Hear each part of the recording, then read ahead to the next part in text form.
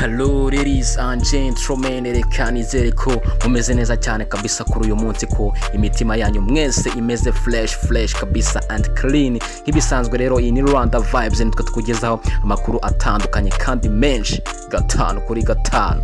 Wowe icyo usabwa no gukanda subscribe kugira ngo twomeze tugende tubana muri byinshi bigiye bitandukanye tukugezaho kabisa. Kuri uyu munsi amakuru tugufitiye na makuru y'impanuka ikomeye cyane yabaye y'indege ya Ethiopian Airlines yo mu bwoko bwa Boeing 737 yaje kuba ihitana abasaga 157. Ni kuvuga ngo impanuka ikimara kuba abari mu ndege bose nta numwe wabashije kuba yarokoka, bose yabahitanye. Ikinyamakuru cya BBC kiratangaza yuko indege yari itwaye abanyakenya. Ni kuvuga ngo indege yari itwaye abantu benshi bagiye batandukanye, ariko mu perereza ryabashe kuba ryakorwa basanze harimo abanyakenya 32, abanyakanada 18, abanyamerika 8, abongereza 7 ndetse n'abandi baturage kugeza kuri ubu ngubu hataramenyekana inkomoko yabo. CNN ivuga ko indege yahagurukaga amasaha y'isa 2:38. No kuvuga ko indege yahagurutse Addis Abeba 2:38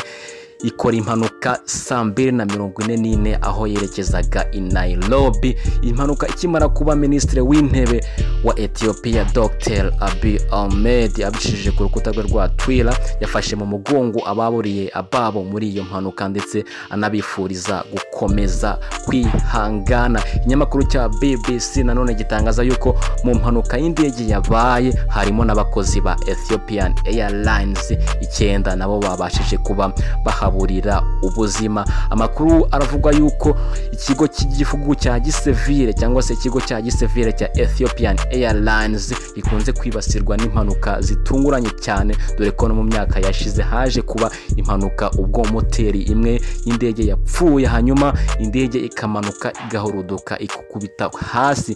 Kugeza kuri ubu ngubu rero iperereza riri gukorwa riravuga yuko nta n'umwe uratohoza icyateye iyi mpanuka, dore ko havugwa ko umushoferi cyangwa se pilot bamwe batwara indege yabashije kuba yabura ababakontrola. Murabizi ko indege yahagurutse ku butaka hari abasigara bakontrola cyangwa se bakoresha za radar kugira ngo babashe kugenda bakomunika na pilot. Uvuga ngo iperereza rikomeje gukorwa cyangwa se ibinyamakuru byinshi bigiye bitandukanye, cyane cyane BBC iravuga ko abakontrolaga iyo ndege babashije kuba bayibura mu byuma byabo, hanyuma n'uwari utwaye indege ntiyabasha kubabona kugira ngo bakomunikatinge. Niko kuvuga ko indege yahise imanuka ikubita hasi ku butaka, niko guturika irashya, abantu bose barakongoka.